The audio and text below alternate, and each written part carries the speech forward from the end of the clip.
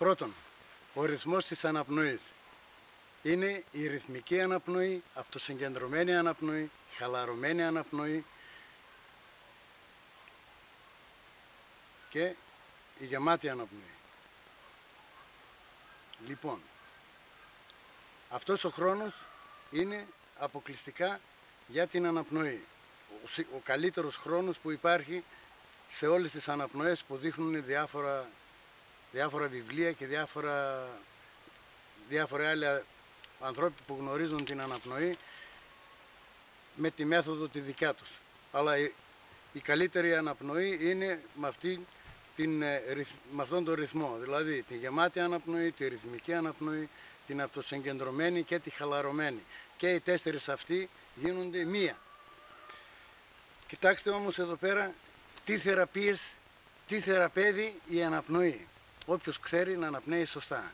Λοιπόν, κούραση, ύπνοια, διαλυμένος, νευρικότητα, αδιαθυσία, στεναχώριες, αποτυχία, μελαγχολία, ανορεξία για δουλειά, αϊπνία, ρινοραγγεία, πόνος των νεφρών, πολλούς πόνους, ασθένειες του λάριγγα, κρυολογήματα, πόνοι των εντέρων, στομαχόπουνη, άσθμα, καρδιοπάθεια και πολλές άλλες αρρώστιες. Δηλαδή, η αναπνοή θεραπεύει όλες αυτές τις αρρώστιες και κανείς στον κόσμο δεν ξεσηκώνεται να μάθει στον άνθρωπο την αναπνοή. Είναι δυνατόν? Δηλαδή, με τον αέρα μπορούμε να θεραπευτούμε, να βγάλουμε όλες τις αρρώστιες, γιατί οι αρρώστιες όλες ξεκινάνε από την αναπνοή. Λόγω ότι είναι ο άνθρωπος ασθματικός, γιατί όλοι είμαστε ασθματικοί, δεν μπορούμε να χορτάσουμε αέρα, γι' αυτό έτσι τα κύτταρά μας δεν μπορούν να κυκλοφορήσουν ελεύθερα στο σώμα μας και δεν μπορούμε να τα καταπολεμήσουμε βάσει με τον αέρα που παίρνουμε, γι' αυτό ο άνθρωπος αρρωσταίνει και σιγά σιγά τον πιάνουν οι αρρώστιες και πεθαίνει. Εμείς μπορούμε να τα μάθουμε όλα αυτά, να μπούμε στο ρυθμό σε αυτό, μπορούμε να σας τα δείξουμε και πολλά άλλα.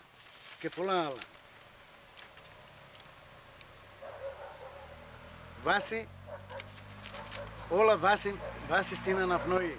Όλα ξεκινάνε με την αναπνοή. Σήμερα ακόμα και ο αθλητής δεν γνωρίζει την αναπνοή. Γι' αυτό και δεν έχει αποτελέσματα. Βλέπουμε όλο τα ίδια. Δηλαδή κάτι καλύτερο δεν μπορεί να κάνει κανένας. Φτάνουμε μέχρι ένα μέρος. Έχει ένα στο τελικό και αυτός παραμένει εκεί πέρα.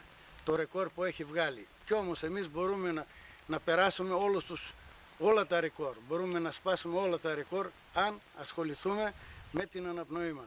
Μπορούμε να έχουμε αντοχή. Και όποιος έχει αντοχή έχει και ενέργεια, έχει δύναμη. Αυτός αντέχει και στο τρέξιμο, αντέχει και στην πορεία και στο βουνό επάνω. Παντού. Αυτός που γνωρίζει την αναπνοή.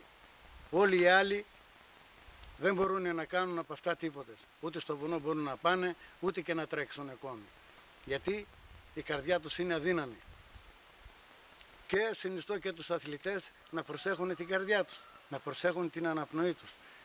Πρώτα να κάνουν γυμναστική για την αναπνοή και μετά να τρέξουν. Όχι χωρίς να ζεσταθεί η μηχανή, εσύ τη δίνεις full gas, πού θα πάει αυτή η μηχανή, θα φρακάρει. Άραγες πρέπει πρώτα να την προετοιμάσουμε και μετά να τη δώσουμε gas για να πάμε εκεί που θέλουμε.